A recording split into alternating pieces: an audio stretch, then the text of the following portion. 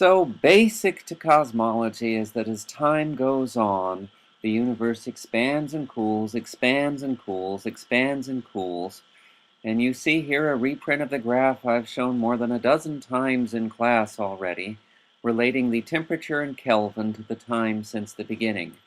Notice that a tremendous amount of the cooling happens within just the first split second of existence. So we left our story with inflation at the time of the gut force splitting into the strong force and the electroweak.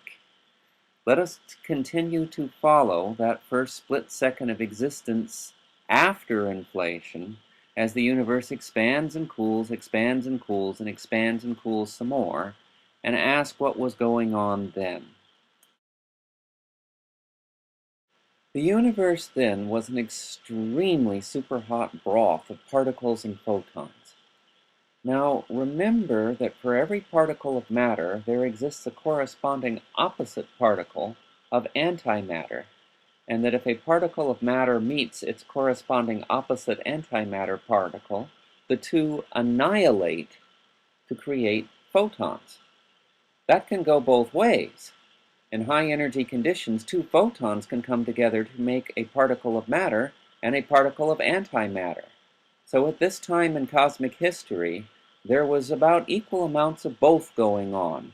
The annihilation of particles with their antiparticles to make high energy photons, and the coming together of high energy photons to make matter and antimatter particles.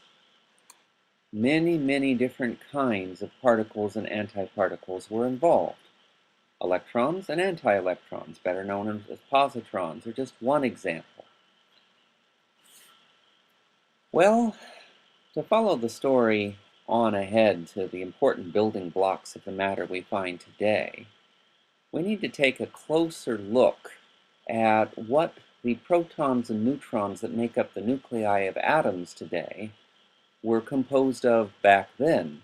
We didn't have protons and neutrons, or antiprotons and antineutrons.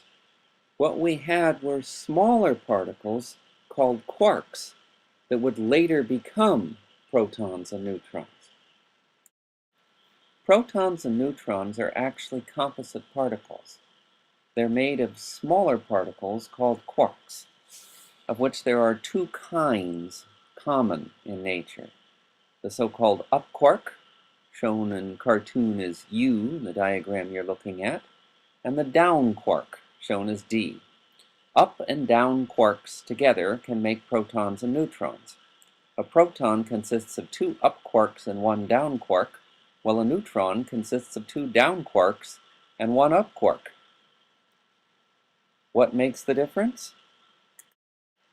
Compared to the charge of an electron, the electric charge of a down quark is only -1/3, whereas the electric charge of an up quark is +2/3. In a proton, when you put two up quarks and one down quark together, the charge adds up to +1. In a neutron, when you put two down quarks and an up quark together, the charge cancels all out to 0. At cooler temperatures, up and down quarks come together in groups of 3 to make distinct protons and neutrons. But at much greater temperatures and densities, we just have a big roiling mass of quarks, which we call a quark-gluon plasma.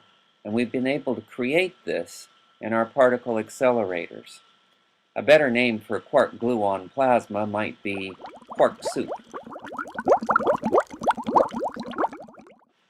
So the universe would have been quark-gluon plasma, or quark soup, for just the first few millionths of a second of its existence before it would have cooled down enough that all of those up and down quarks would have come together in the groups of 3 to make the familiar nuclear particles of today, protons and neutrons.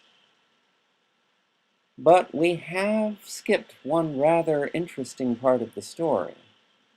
When it was a quark-gluon plasma, there was just a little bit of unfair favoritism going on between matter and antimatter. And all of the pair production and annihilation of photons with particles and antiparticles What we normally would have expected would be that for every particle of matter created, there would have been a particle of antimatter created, and vice versa, matter and antimatter existing in exactly equal amounts. But somehow in the early quark-gluon plasma, there was a slight favoritism for matter. The laws of physics just slightly made more matter particles, more matter quarks, more matter electrons than it made antiparticles. And that slight favoritism is why we even exist today to ponder the question. The cartoon here shows a mix of protons and antiprotons in the early universe. The protons in blue, the antiprotons in red. And if you care to count them, you'll see that we stuck just one more proton in there than there was an antiproton. So what if we let them behave as they do and come together in pairs, one proton and one antiproton, annihilate into gamma ray photons of pure energy? What would be left over? Just the one extra proton that we stuck in there. The asymmetry between matter and antimatter in the early universe was very slight indeed. A more accurate cartoon would put a number more like 1 billion antiprotons for 1,000,001 protons. But the point is, there were just slightly more matter particles than antiparticles in the early universe. And no matter how slight the favoritism meant that when all the annihilating finally happened later, that there was just a little bit of matter left over. Exactly why the universe slightly favored matter over antimatter is an important unsolved problem in particle physics today. We are seeing in experiments at lower energies that matter and antimatter are created equally, but we're getting hints in very high energy experiments that that's where the favoritism comes in. It's starting to look like the unified electroweak force that exists at higher temperatures and energies is responsible for this favoritism, but we do not understand the exact nature of it. So let's go back to considering what was happening with the fundamental forces and other events in the universe at various times. And do a quick review. We had the Planck time and the quantum foam at 10 to the minus 43 of a second. We had the inflationary epoch at around 10 to the minus 34 of a second or so, flattening out the universe. That was when the strong force and the electroweak forces became distinct. Somehow the electroweak force favored matter over antimatter, so we got slightly more quarks than antiquarks. And when everything annihilated down, we were left with a little bit of matter in the universe. The temperature at which the electroweak force split into the weak nuclear force and the electromagnetic force distinctly is 1,000 trillion Kelvin, 10 to the 15th Kelvin. And it was a bit cooler than that the quark-gluon plasma settled down into distinct quarks, labeled here on this figure as quark confinement. From that moment on, we had protons and neutrons, with which we could build the nuclei of atoms. But the building of atomic nuclei could not happen until the universe cooled down enough that the simplest atomic nucleus of more than just one nuclear particle could be stable.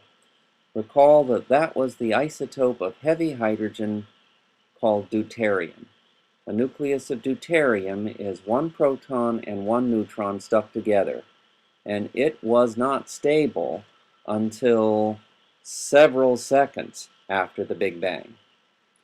At about 3 minutes after creation, nuclear fusion in the early universe began building deuterium into helium and lithium, and we had the creation of the lightest elements.